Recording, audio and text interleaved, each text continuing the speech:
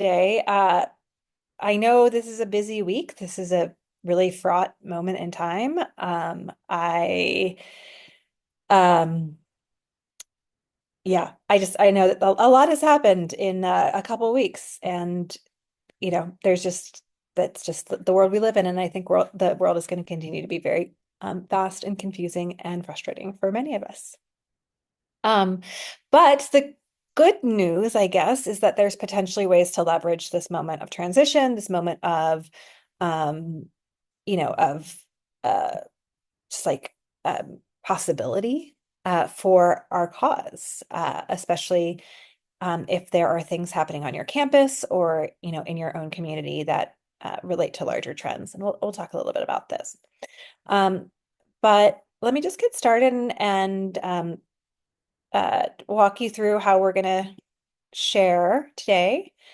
I'm going to tell you a little bit about myself, give a really, really brief high-level communications overview, and then we'll talk a lot about like just what it means to work with the media, what the best ways are to approach it, what the media is looking for, all of those things.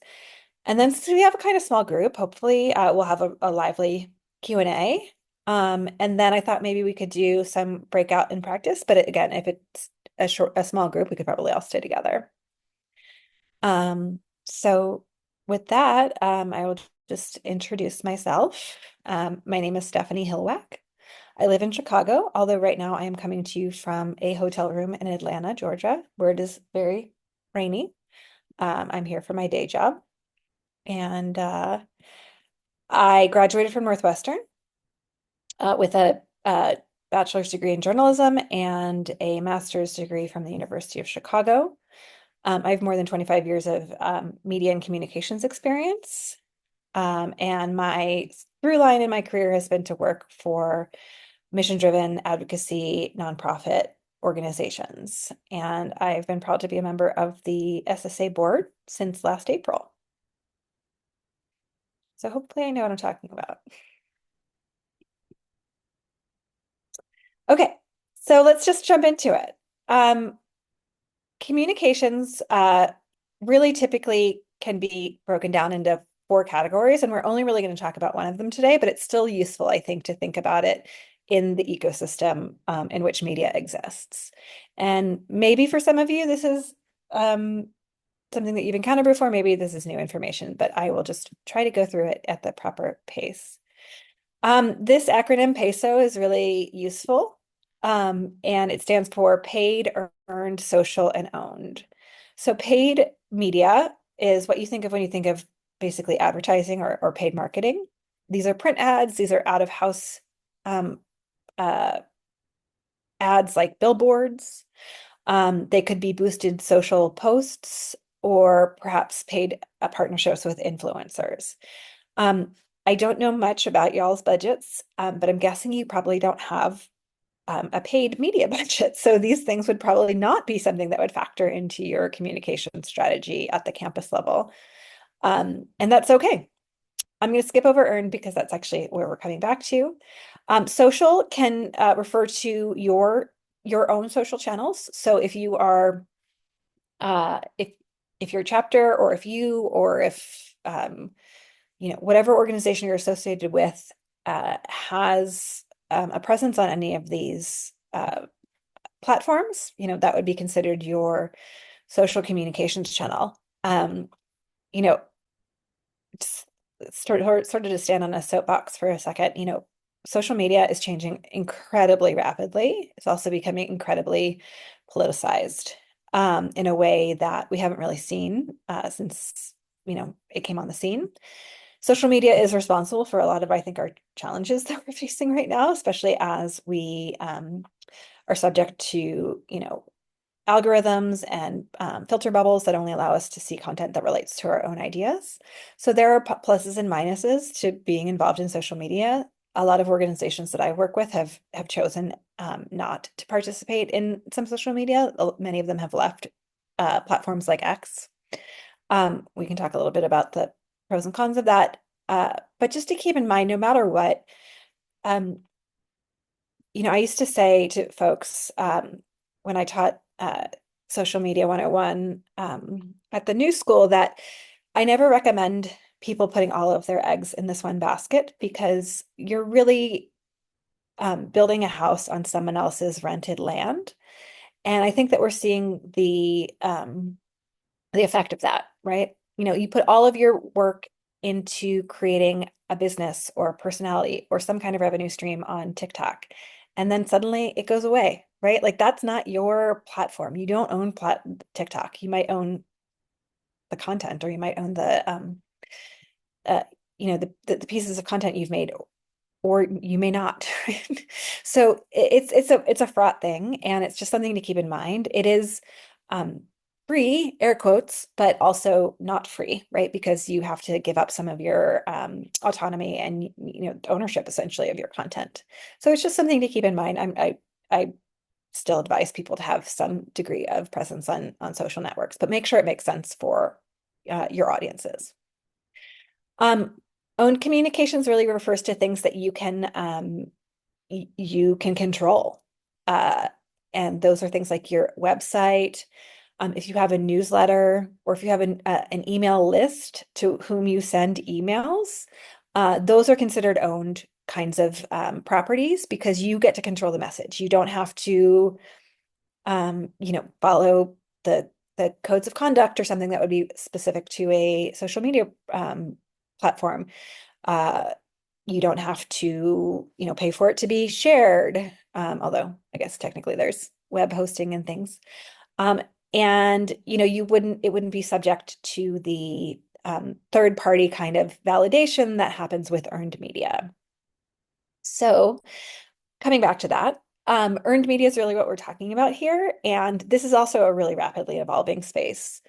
But essentially what we think of when we think of earned media, we're thinking about like the news, right? Like whatever that is in your community, in your space, like whatever the news is, we're talking about earned media. And the reason earned media has a place in anyone's communications strategy is that it does offer that third party validation, right? There is some degree when journalism is done correctly, there is some kind of objectivity to a reporter um, reporting on your news, your point of view, your perspective, right? And then sharing that with a larger group of people that conveys some kind of gravitas that you couldn't do on your own, right? That is why this exists, and that's why it's important. We'll talk about that a little bit more later. But earned media can also be things like, your school newspaper, magazines, online and offline, podcasts, those sorts of things. So earned media really is changing, but the reason that we seek it out as people who are looking to, you know, get their message out there is because it does have that cachet to it. Okay. So let's talk about working with the media. There's four things I really want to talk about, and the first two will take longer than the second two. Um, but I think really what's important, especially at this moment in time, is just to understand why the media is useful. I've explained to you, like, I think how the media is useful. It's useful as a validator. But why the media is useful, and then understand your why about why you might use the media to seek coverage. So I will say, if we go back and think about those peso categories, you might find that you have news that isn't appropriate for earned media, but it might be appropriate for your owned media or your social channels, right? But when we're specifically thinking about earned media, what is it that you want to use the media for? And to do that, you also kind of have to know what the media is looking for. I'm going to talk a little bit, like, very tactically about what it might take to create a media list, and then we can talk a little bit about pitching your story. I'm going to keep going, and then we can pause for questions in a minute or two. Okay, so this slide is a little wordy, apologize. But again, why do you want to use earned media? Why are you seeking coverage, and what is useful about media in your quest for that coverage? So typically you would turn to media when you have one of these qualifications, I guess. One or all of them. There's more, but these are just some that came to the top of my mind. You might want to use media to build legitimacy for your issue or your perspective. You might want to grow visibility or name recognition for your organization or your idea. You might want to increase credibility for your chapter or you as a spokesperson. And you might want to reach, educate, and influence messaging targets or hold them to account. So again, you know why your work is valuable. You know why the work that you're doing on your campus matters. Um, but there are many people in your community, maybe on your campus, who don't know about your work. And using the media to reach those folks is an important way of getting the word out. Um, you know, Media loves a well-spoken source, and so having um, serving as a spokesperson for both your chapter and also the larger secular student movement can be a valuable skill to build if you do have relationships with your local media or your campus media. And again, influencing messages, like what we often turn to the media when a certain kind of story is not being told, or a certain person or individual or group of people are not being represented in the media. So if you have content, events, viewpoints that aren't being represented, those are really great things to use the media for. So you've decided that you understand why media exists and why you might use it. You need to then sort of drill down on your why. So why is it that you're seeking media attention at this moment? And typically it falls into some of these categories. There could be an issue happening on campus, in your community, in your state, in our country, that you have a position on that people should know about. There is an event, a protest, an activation that will be newsworthy. We'll come back to that in a second. Or you have tips or information that would be of interest to the media. And what I mean by that is, um, tips don't have to just be, like investigatory kind of like, I heard this is happening on campus, go check it out. It could also be, we did a recent survey and there's some really surprising results, or, we have information about, the number of students in our campus who are identifying as secular, those sorts of things. Okay. So this concept of newsworthiness, I hope is pretty straightforward and something that maybe you've encountered. But, you know, just because you think something is interesting and you want it to be covered doesn't necessarily mean that the media also does as well. And that's where it comes back to that relationship with this kind of third-party validation, right? Not everything you share with the media is going to be picked up by the media. That's just the way it is. In fact, most of the things you share with the media won't be. That's why you have those other channels for your communication strategy, and why you should really think um, holistically about your communication strategy and then specifically about what things in your work might be of interest to the media. So things that are newsworthy include things that are hooked into a hot issue, right? Um, Everything is like very hot right now. So there is a lot of potential intersection between the work that you're doing and national trends or national news. At the same time, having something that's local or localized in some way is also very important. This is when we're thinking about campus, maybe city media, or regional news. If there's something specific about your community, if there are important people who are taking a stand, if there are important people coming to your campus, if there are just big names, media loves a bold name. Um, Unlikely alliances or partnerships. Again, I like this one because this is kind of the work that I do. Um, I'm sure you guys have all heard the phrase, if it bleeds, it leads. I was just having a conversation today, and basically what if it bleeds, it leads is it's from the penny press papers, centuries ago, the idea that people will buy papers if you tell them the worst news. And that's really kind of been the media's driving philosophy for a really long time. The idea being that blood and conflict and those sorts of moments of rupture were the exception. And I just had this very fascinating conversation today with someone who said, actually, bleeding is normal now. It's the peace that should be the news. You know, it's those moments of reconciliation. It's those unlikely alliances or partnerships. It's the everything is actually fine here kind of news. That might become more newsworthy as we sort of tip into this space where like everything is always on fire. Um, and so unlikely partnerships or alliances kind of fit in that category to me, right? There's people coming together across difference to make something happen on campus. It could be, just again, something that does not seem like it should be happening that's happening. I think of like unlikely animal friendships. Like, I don't know if you guys watch those on Instagram, but like, I can't get enough of like capybaras and pelicans hanging out, right? Like that, because it's like, they're animals. They should be enemies, but look at them, they're friends. So think of this as like the capybara pelican um, angle. Um, I don't know that you'll ever have the opportunity to do this, but if you did, exposing something that's some wrongdoing that's happening that's previously hidden is a very surefire way to get someone interested. If there's malfeasance, if there is bad governance, if there are people acting badly that need to be held to account, that is a very newsworthy kind of thing that a media person would be interested in, but of course need to confirm and do all that work.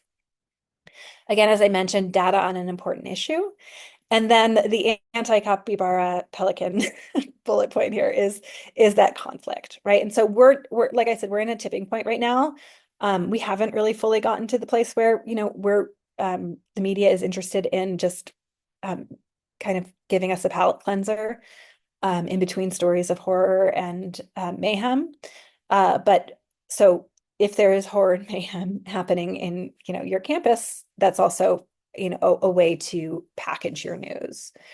Conflict can also be things like, challenges with establishing a chapter or challenges between a chapter and the administration in its functioning on campus. It could be between you and another student group. It could be conflict that happens, when you're out pamphleting or something like that. It could just be a story about an experience where, a viewpoint is being marginalized. It doesn't actually have to involve blood for it to lead. Okay, so you've decided that you've decided that you understand why the media is important. You understand why you're seeking media. You understand that you have a newsworthy story. And now what do you do? So this is really the hardest part. As students, I'm guessing that you don't have access to media databases. And I will say, as someone who has access to many of them, most of them aren't very good, so you're not missing out on much. They're very expensive. And the truth is about media, especially this kind of earned media that we're talking about, turnover is incredibly rampant. I had a client I was working with, a very specific kind of tech company, and I had a couple great contacts in the tech industry. And I pitched them a couple stories in a couple months. And then 6 months later, I went to call them again, and I got a autoresponder saying that they were no longer covering that beat or they were no longer with the publication. Journalists turn over a lot. So those media databases tend to be very slow to update. And so without that access, you are really in the position where you're going to need to think about creating your own media lists for your own communities. And I can talk to you a little bit about how we'll do this. But again, this is important because not every journalist out there is going to be interested in your story. I thought that this statistic was really interesting, that the top reasons that a reporter would not pick up on your news would be because it's not what they cover, right? So in the media, reporters typically have what we call beats. So someone is the city hall reporter, someone is the sports reporter, someone is the education reporter, someone is the weather guy, right? Like you wouldn't pitch the weather guy a story about your work on campus. That's pretty obvious, but again, it's just one of those things. You want to make sure that if you take the time to actually try to reach out to the media, that it's going to the person at an organization that's most likely um, to read it. And I also will say this scared me when I was your age and when I was in college, but like you really actually have to read and listen and consume the media in your community in a way that allows you to understand how the media works. And so again, the best way of understanding who might be interested in your story is to actually hear similar stories written by a particular writer in your community or in the media, and then think about ways that you could potentially craft a pitch to them that would get their get their attention. Okay, so without fancy media list software, how do you go about doing this? So, quite frankly, Google is going to be your friend. But as you pick up those newspapers in your community, and I mean pick up by entering it into a browser, because no one I know still actually physically reads a newspaper. You want to take a look at the masthead. The masthead is the list of people who are working at a given organization. Um, Typically, a lot of publications, especially online, have lists of the people who create the content that you're reading, and often ways to reach them. You'll want to follow influencers who are interested in your space.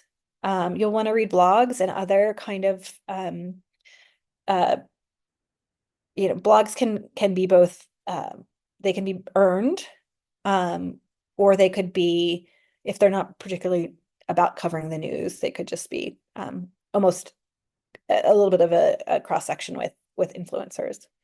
Listen to podcasts, read about us pages for news magazines, newspapers, radio stations, right? This is where you find people's names. A couple tips that I really like too is that you can find articles using Google News. So there is something that you can do is to put in search terms into Google News and have it spit out to you articles as they appear.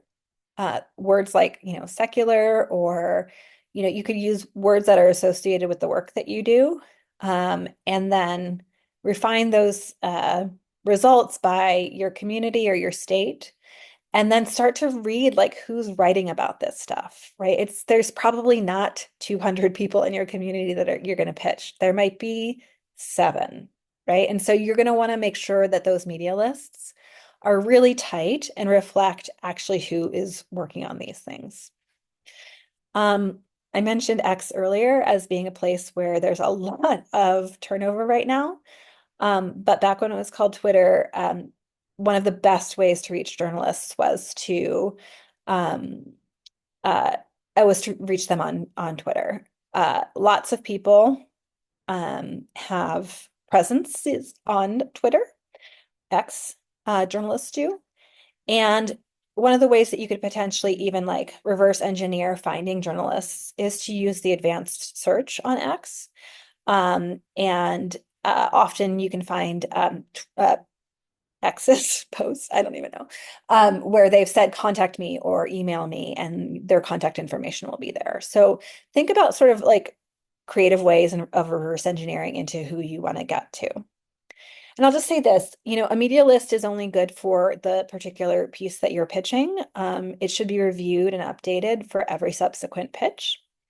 And it should be refined, right? Get a and you might get an autoresponder because someone has been laid off in the last week, right? Or has moved on from a paper, right? You want to kind of take those notes and make sure that you're keeping that updated. And I see here that, yep, there's something even, yeah, you can reach people from the New York Times. So, some of the better journalists actually and journalism outlets really do make it very easy for you to find how to reach people. But keep in mind too that the number of pieces of email that a reporter is getting is just, it is a deluge constantly, and most of them are probably not going to be getting opened. So, although it is helpful to know how to reach someone, I would not necessarily expect that just because you've reached out to someone that they'll get back to you. Okay. So you've done all that work. You're now ready to pitch your story. So here's what I would say. You've probably heard of press releases or news advisories or those sorts of things. You can write that. You can, frame your news in that way, or you could make it much simpler. Um, Journalists, especially if they are reading your email, are probably going to give it less than 30 seconds of a read. So if you have a 27 paragraph news release, they're not going to read it anyway. But you want to make sure that you're describing the news to the reporter in a way that convinces them to cover it. And that might include saying something like, I saw last month that you covered this campus group. Um, here's another story for you, and then a very quick headline or one sentence of the story, as you would write it. Accentuate the principle of newsworthiness, or describing your hook or angle, right? So like, what is it specific about this story that you think that this publication or this writer would be particularly interested in? And then be really brief, right? Think in headlines. More is not better. Um, Something that I like to do sometimes too, this is kind of a tricky, this is more like media 102. But sometimes what I like to do is to pitch a story, and then in the headline or in the subject letter be like, are you the best person for this? Or like say something like kind of um like um should I be contacting you for news about campus movements or something like that? You're asking them a question and they're invited to answer, right? And so usually you would be surprised, but people do get back to you and say, no, I'm not the person. It's my colleague, this, right? And so you can kind of like engage, not nefariously in any way. You're honestly asking, like, do you think you would cover this? And you'd be surprised what you get back. So that's kind of a fun trick. Um, to do. So I will say this, and I get it. Like I'm I don't like talking to anyone on the phone either. It's really scary. Doing media follow-up is one of my least favorite things as a PR person, and a media relations person, but sometimes it just has to be done. And that's because what you can do is you can say, hey, I just sent you something. It should be at the top of your inbox. Can you take a look with me right now and see? I think it's really important. And they could either say no, that's not the way I do this, or I'm not in front of my computer.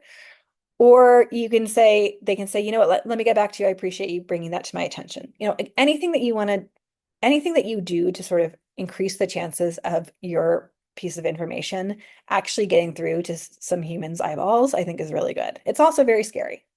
So hear it, but it's an important part. Also, most people are emailing people and not calling folks, right? So again, if you think about like doing something that others aren't doing, it could be potentially the way that you could get noticed. Um, so yeah. So that is basically what I wanted to share with you about how to use the media to get your news placed. And I want to open up the floor for questions. I know that we have a small group, so we can even probably combine this with what I was thinking next, which was that kind of breakout and discussion. And I would love to hear from you guys, well, obviously your questions, but I would also love to hear about your own immediate experience if you've had any. What worked, what didn't, what did you learn? And if you have anything that you'd like to pitch, if you have anything coming up, let's brainstorm together. Let's think about how we can make your story into something that might be covered in the media. We can even think about, broadly speaking, what's happening at this moment. What is there an opportunity for campus leaders to be talking about to the news media? And that might allow us to talk a little bit about another part of um, uh, media relations that I didn't really talk about, which is opinion pieces and op-eds. So we can come back to that as well. But I would love to open the floor to you guys and hear more about your questions or your experiences doing this work. I'm brand new. So last semester I tried to get some interest going in a chapter at my school. And I think my timing was off because I think I put flyers up kind of mid-semester and people were, oh, I'm so busy with the end of the semester stuff. So I'm trying again. And actually just today I spoke with somebody on campus who helps all the organizations and gets them registered and all that stuff. So she gave me some good ideas of recruiting. I didn't know if you guys had more ideas for recruiting. But that's my thing right now. Last semester I hung up flyers. I'm in the design and engineering building, and I went to the philosophy department and the math department, and I hung up flyers on those boards.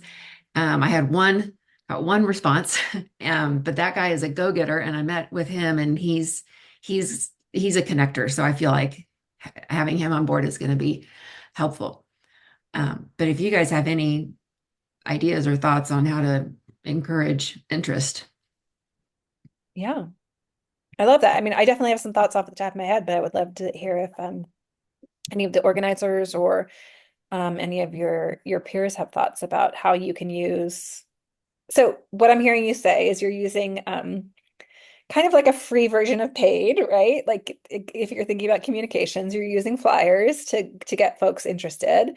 That has its benefits and limits, right? Like how else can you use communications, potentially even earned communications, to let folks know on your campus that you are there and to really start a movement. So I have some thoughts, but I would love to hear some other folks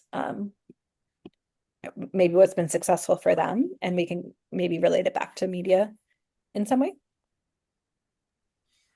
Yeah, I mean, I think when I hear that, sometimes it's not all about the story is obviously not going to be, we want folks to join this chapter on campus or this movement on campus, right? But, if it were me, I'm posting flyers around campus and things, I may look into, publishing a story from a secular perspective, maybe in a school newspaper or radio station. Um, and then, simply giving your contact information, lots of, media outlets, particularly in like opinion sections and things like that. When I've written, articles. I used to work with a lot of environmental groups, and environmentalists are very into writing op-eds. That is for sure. And I've seen many publications actually go ahead and publish contact information for the individual writing the story or the hook. So I think sometimes thinking how can I reach this same end point, right? My ultimate goal is to like recruit membership, right? Or find those leaders on my campus. I can do that through all of these different avenues, and working to kind of coordinate those in tandem. So I'm going to post posters, right? But I'm also going to raise awareness by setting up an interview with the campus radio station. And maybe it's not, I have a club, but I'm a student who has secular beliefs and I want to talk about this thing.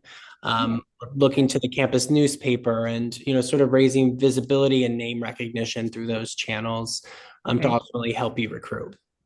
Awesome. How I Thank think of things. Yeah. Those Stephanie? are great ideas. That's actually very similar to what I would say, but I'd love to see some more folks. Someone came on camera, not to call on you, but No, that's totally fine. That was me.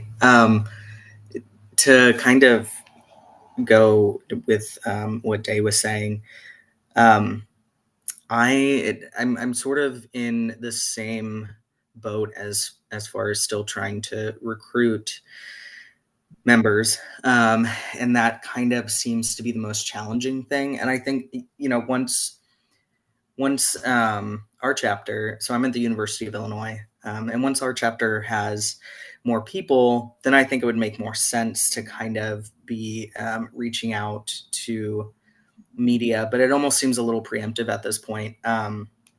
But I know that also being like an older student, I know that the generation who makes up the majority of the students, they're really into social media, and I don't really know how to use it like that. I mean, back in the day, my MySpace was popping, but I don't understand Instagram. I understand Facebook, but apparently they don't use Facebook. But I think that like that would be a great way to reach out. But then like, how do you gain followers? And like, what do I even post? Like, what does that look like? What Yeah. what's engaging? And like with the student newspaper, I'm going to be honest, I don't think I've even seen the university's newspaper. I know we have one, but I just don't know if maybe that's even the best way to reach out. Um, the U of I it's a massive university, right? I think we have like 60,000 undergrad students. It's ridiculous. Um, Are you in Champaign? yes, I am. Yeah, yeah, I yeah, mean, I live in Chicago, so I'm aware of yeah. this same thing. Familiar with it. Yeah, I'm at the Champaign campus, so it's It's a big massive. campus. Hmm. I don't know if like I don't know. Everybody's attention spans are short, and I don't know if anybody engages with like the newspaper. And sure, I can put a flyer up, but in which of the 60 buildings, and who's going to see it? Do they stop and read it? I don't know. No, they've got their heads in their phones all day. Like, Yeah. ooh. Well, yeah. Okay. So I have a couple thoughts too, and I'm certainly not going to be giving you like influencer advice about becoming a social media influencer. But a couple of the questions that you asked, I think, are really important and actually can sort of be generative in this discussion. You are one person, Day, you're another, and you can only do so much, right? So picking one or two strategies, flyers is a strategy, right? It's a tactic, right? Like, I mean, you're going to where you believe people are who may be interested in your message, and you're giving them the opportunity to hear about it, right? Um, Social media is a strategy, right? Is a way of reaching people. I wouldn't do that and also maybe start a podcast. I wouldn't do that and also start maybe like, a significant op-ed operation. I would pick one or two of those. And then I think what's really important too is this idea of pairing your message with your audience and connecting that to the medium that they're most likely to be on, right? And so you said social media, or your perception of social media. And as someone who's been on social media since even before MySpace, we had this little thing called Friendster. Um, like I know that it's pretty, you know, even among platforms, right? There's lots of many different ways of engaging socially now. So, if that's not your thing, that's okay. You don't have to become a social media expert, right? But you can maybe follow like 4 people on your campus who seem cool and maybe have a big following themselves. Think about maybe the way that their interests or the things they post about intersect with your interests and the work that you're trying to do, and maybe start a connection, right? Like slipping into those DMs actually is pretty effective, especially because I'm sure those 4 people with big followings on campus don't think of themselves necessarily as influencers, or don't think of themselves as maybe people, parts of the media. But if you were to say, hey, I really appreciate what you're sharing, would you ever consider sharing um, this content? I think you would be interested in it. It could be just about the existence of your club. It could be about something that you're doing. You know, Getting creative in those ways, doesn't necessarily require you becoming an influencer yourself, but maybe using those platforms that other folks have built. The other thing I would say to Day and Aaron is like, sometimes you might need to create news, right? And it could be that you are, and maybe folks have experience doing this. I don't recommend stunts, or I don't recommend like doing something crazy or, I don't know, dangerous, but right, like you could do something on campus, or you could create an event, or you could create a moment in time. You could create something, right, where it's like today is the day where I, I like I don't know. I'm gonna sit in the quad and I don't know, like just I'm something, do something, like an event is happening, a moment in time. I'm releasing these 14 butterflies because they represent my feelings about the secular movement. I don't know. You could just do something and ask someone to film it.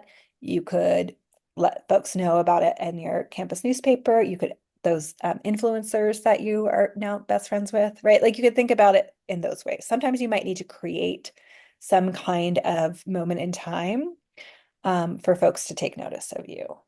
And I'm sure your peers here on this call would be better at brainstorming what that might look like. Because all I got is butterflies. But yeah. I love that. It's lovely. Yeah. I don't know, flood the engineering building with puppies or something. I don't know, just like do something to like get people to stop and pay attention. And then like while you're doing it, hey, by the way, new club Right. on campus. You know, if you like puppies, you might really like secular ideology too. That's a great idea. I actually Puppies volunteered don't for, believe in God. Puppies never met God. Like, I volunteer for a service dog organization, so there maybe you I go. should do something like that. Yeah. Yeah. But no, I do like the instinct of thinking about like where you go for folks who might be receptive to your message. I think that's extremely important, right? The evening news in your community in Champaign, you know, like I'm guessing that there is a local news station. Like I'm also guessing that 0.0% of students on campus are watching that. Um, but like their grandparents are, or their parents are, right? And so if you're trying to reach them with some message about, I don't know, something that like those demographics would be interested in, again, you kind of have to match your message, your messenger, and your medium when you're thinking about using the media for this purpose. But those are excellent questions. I'd love to hear from other folks if you have thoughts or ideas.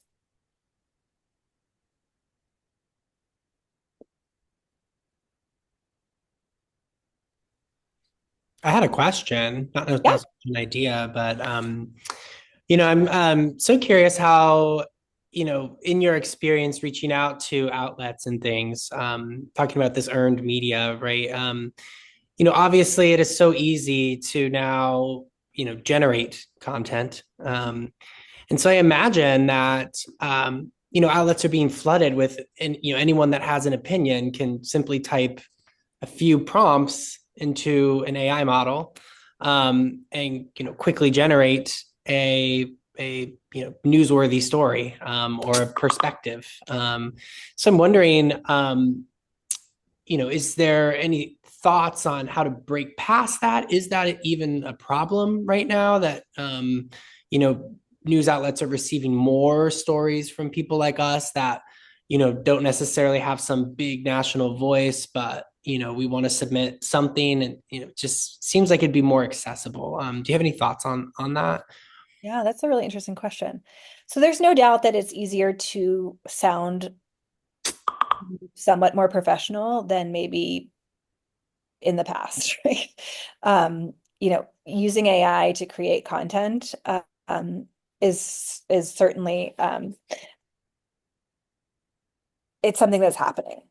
I think what can differentiate you as a human, and someone who is potentially interested in actually making an impact, making a point, is that like it's that connecting the dots between what you're trying to say, who you're trying to say it to, and why it should matter at that moment. That like you still need a human in the room with AI in order to really accomplish. So what is your argument? Like I hate to go back to like the 5 paragraph essay, but it's like, what is your thesis here? Like your thesis is that students would benefit from having peer groups who identify as agnostic, atheist, secular, non-religious, because the rise in extremism means that, whatever it is. Sorry, I'm bad at coming up with these statements off the top of my head.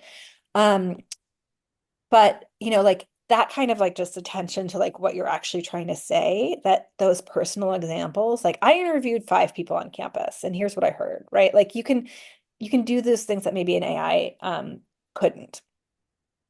I actually, in my day job, working on an sort of a decentralized op-ed campaign around the issue that I work and in my ecosystem we work on. And, we found that Yes, there's a lot of content, but still editors are really desperate for good content. And that as news organizations and newsrooms, um, and even like editorial boards and those sorts of things are being uh, you know, reduced, right? If you create good content for someone, an editor, and you like are giving it to them and don't expect anything except to be published in return, like that is a really good deal for them, right? They didn't pay you, you're not expecting payment. I wouldn't say that, like, whatever. But like that's this model that exists. I didn't create it, you guys didn't create it. It's just something that you can take advantage of, right? Like if you're able to produce good content for someone, you would be like really surprised by how eager they are to share it. I would say that same thing about like even like small organizations, maybe bloggers in your community, or like could you guest blog? Um, if that's still a thing, right? Like, could you just here, may I do your work for you? Um, Here, I did it already. Like that I think is a really important thing. If you have someone in your community that's trying to um, post to social media something funny every day or every week or whatever it is, right? There's this insatiable need to create content, right? That really weighs on the content creators.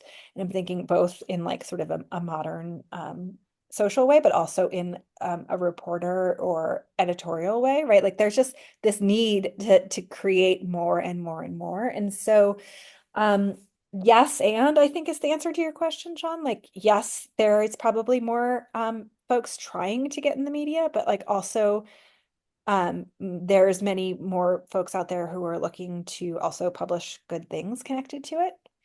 I will say too, like you guys aren't famous, right? But you work on campus with people who are, or people who have name recognition. Your professors, potentially, could be co-authors on something. If you have a professor that you're a very close with or has a similar viewpoint, maybe you've written books about this. Look at your sociology departments, look at your religious departments, right? Like look at the folks who like are speaking the same language.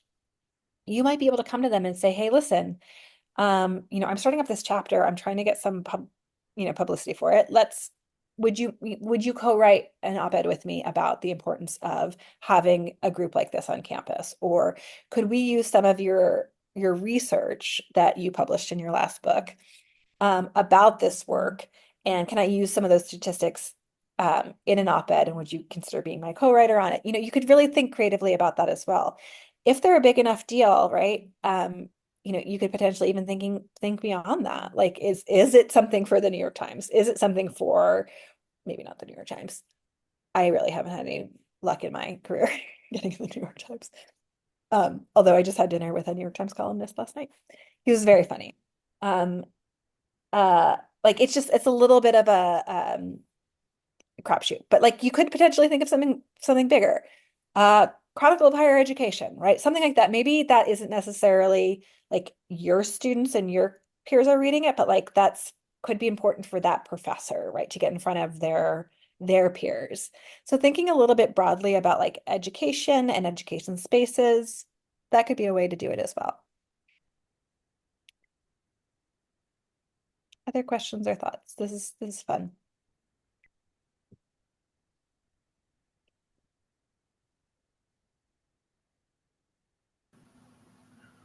What about using like Snapchat? Does that I see a lot of people use Snapchat, or like, if I'm in discussion groups or something for one of the classes, they're like, "Oh, what's your Snapchat?" I'm like, "I don't use Snapchat."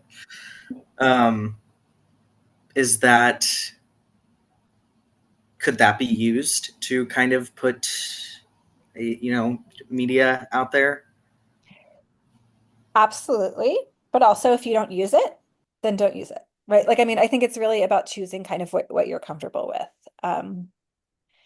I have been doing this work long enough that like there are entire systems of social media that like no longer exist, that people were like, I'm going all in on Vine. I don't know if any of you guys remember Vines. But like RIP Vine, right? Like that came and went really quickly, right? And I know Snap's been around for a while. It's one of the more stable things, but like it just kind of depends like where you feel like putting your time and effort in. If you want to create content and you're a decent writer, like you can start a Substack, right? You can start a Medium post. Like you don't really have to go through these traditional channels in order to still have that kind of reach.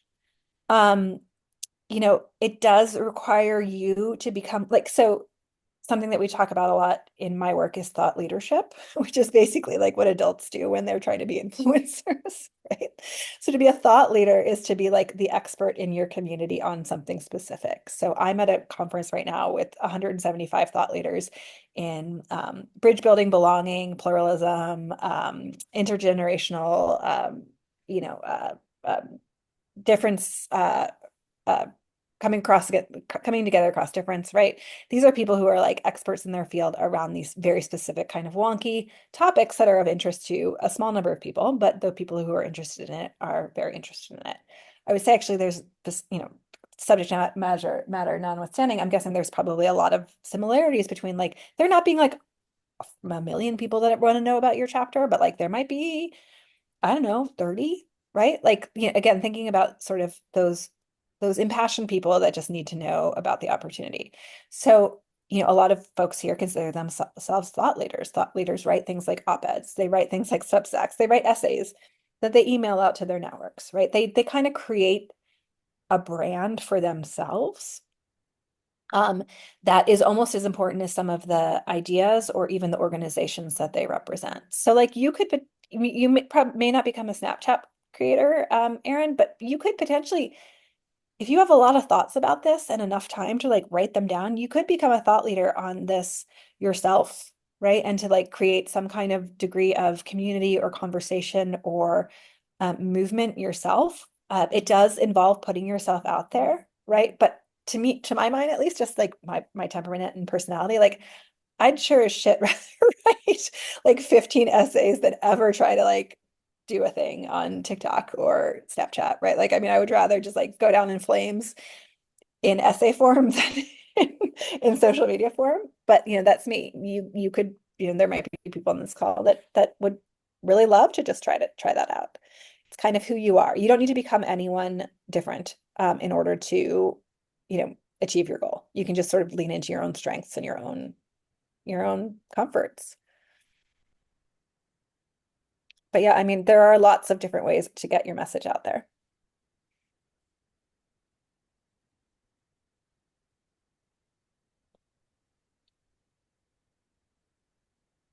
Other thoughts or questions? I see it looks like we dropped a link to one of our poster designs here in the chat. I was thinking it could be good for you to take a look at it while we have you. This one, I think, was designed for a campus that specifically uses a dark green, forest green color for their campus work. And I'm not sure it's the best I've ever seen, but I thought it could be kind of cool to share my screen and take a look at it together, and see what you feel about it while we're talking about postering and building campus groups. It seems like we have two people here that are just starting their chapters, which is kind of an exciting opportunity. Kind of just to take a look. What about you, Dave? Maybe you could share your screen on the posters you've been sharing on campus. We can get Stephanie's input. Would that be useful? Oh, sure. If you want to see, sure. I like this one that you have up. I really like having the headline, like what you're saying, that you're not alone. My thought for this next round was trying to come up with some kind of a stand up and be seen campaign. Because if you're religious, then you can go out and talk about it all day long. But if you're not religious, you don't have much to talk about. So if you're a nun, then come join the club. Let's see. I have to find my. Yeah. So it looks like is this Discord here like a national Discord for SSA folks, or is this just a That's for their individual chapter Discord. Okay, so Discord is like also a way of connecting folks, right? It's like a um message board community kind of thing, right? I Mhm. actually don't belong to. Neither do I. So Okay, I'm like, It is, yeah. okay. So there are a couple things I really like about this poster, and I can maybe talk through them. The headline I think is really head grabbing or attention grabbing, right? Like, that is a surprising number. And so that means if you're standing there with one of your friends reading this, like chances are one or two of you might identify as one of the two of you, I should say, might identify as non-religious. Um, the one thing that I would say that might could be improved is like I'm not sure what you want me to do after I read this. It looks like the next line is around scholarships. So if that's the case, maybe connecting those things a little earlier, right? Like 50% of students are non-religious and scholarships are available for those who identify that way, right? Like that, if that is indeed what like we're trying to get someone to do, um, that would certainly capture my attention. I love QR codes. I think that they're really smart. I think in this case, there might be too many. Right? So like this might be trying to do too much, right? Are you trying to get them to come to your chapter? Are you trying to have them apply for a scholarship? Does it really make sense for them to jump to that place of applying for a scholarship before they've maybe entered into the community or talked to you as an organizer, right? Like, I mean, that's like take me out to dinner first before you ask me to marry you kind of thing. Like, like scholarship seems like a pretty big, I'm guessing there's some kind of essay involved, right? Like, right. Like you kind of want to maybe bring them into your circle first before you give them the opportunity um to apply for a scholarship or something like that. So that would be my thought. Maybe two of these QR codes would be great. Three altogether seems like it could be giving people too many choices, and then so they take no choice at all and they just keep moving.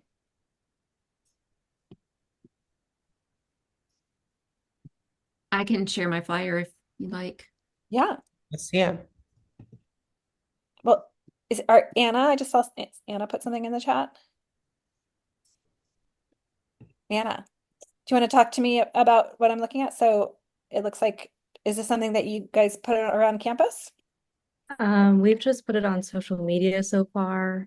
Okay, We haven't had a chance to hang up them yet. okay. And tell me what GroupMe is. That is like it's basically like just another messaging app Okay. that like this use. Mm-hmm. Great.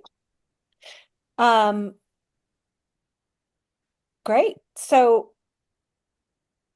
I think that this is, again, like I said, QR codes, two is better than three probably. Um, and join us is a very clear call to action, right? That's basically what you're trying to do. Are you targeting this at anyone? I mean, I'm guessing probably not without funds, but I'm curious to sort of know like how you're making sure it's getting in front of the right folks.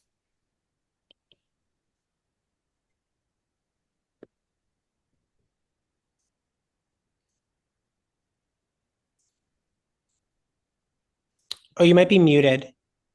It looks like she's thinking actually. Oh, sorry. And there's no wrong answer. We have like not done like so much like recruitment yet. Okay. We've just done like tabling and stuff. Okay. We're not sure how to like target like the right people. We have like emailed certain clubs with the poster and stuff. Okay. Dave, did you want to share yours? Sure. It says the whoever's sharing has to stop sharing before I can. Yeah. Thank you. Screen share.